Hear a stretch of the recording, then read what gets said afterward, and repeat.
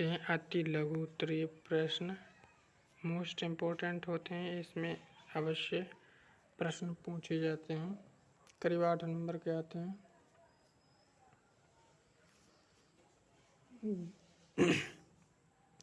दो केंद्रीय विश्वविद्यालयों के नाम लिखिए। पहला है अलीगढ़ विश्वविद्यालय, दूसरा है दिल्ली विश्वविद्यालय। 2 नंबर प्रश्न है राष्ट्रीय महिला शिक्षा समिति का गठन किसकी अध्यक्षता में हुआ? श्रीमती दुर्गाबाई देशमुख की अध्यक्षता में हुआ। राष्ट्रीय महिला शिक्षा परिषद का गठन कब किया गया? 1959 में किया गया राष्ट्रीय महिला शिक्षा परिषद का गठन।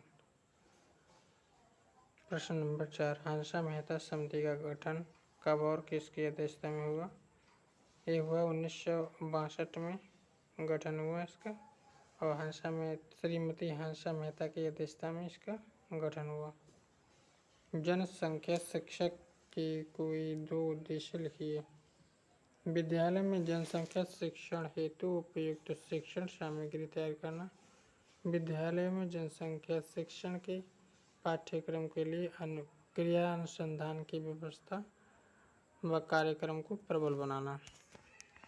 प्रश्न नंबर 6 है जनसंख्या शिक्षा की कोई 2 समस्याएं लिखिए। अभिभावकों के विशेष कार्यक्रम का न होना, जनसंख्या संबंधी शैक्षिक सामग्री का अभाव।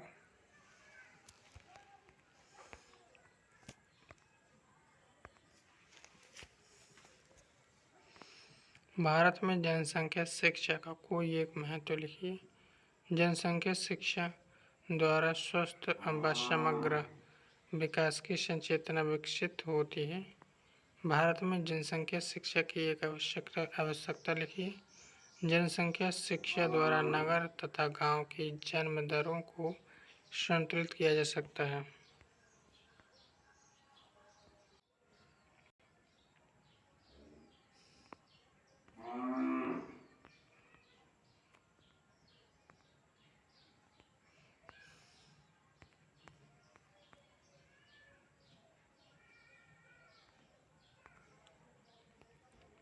प्रश्न नंबर 9 इसमें देखते हैं यहाँ पे उत्तर में ही डायरेक्ट।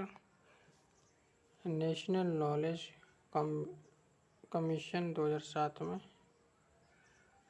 मिलाना इसका, और NCERT 1961, RTE यानी राइट टू एजुकेशन 2009 में, और DIET 1987। आगे देखते हैं इसमें।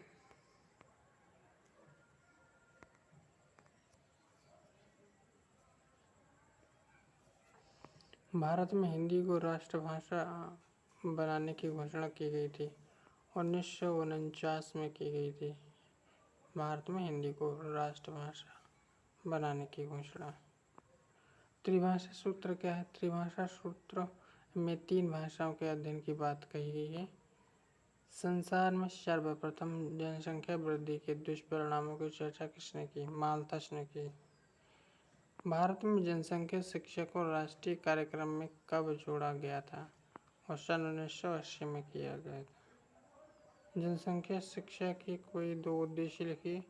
जनसंख्या शिक्षा के प्रमुख उद्देश्य निम्नलिखित हैं।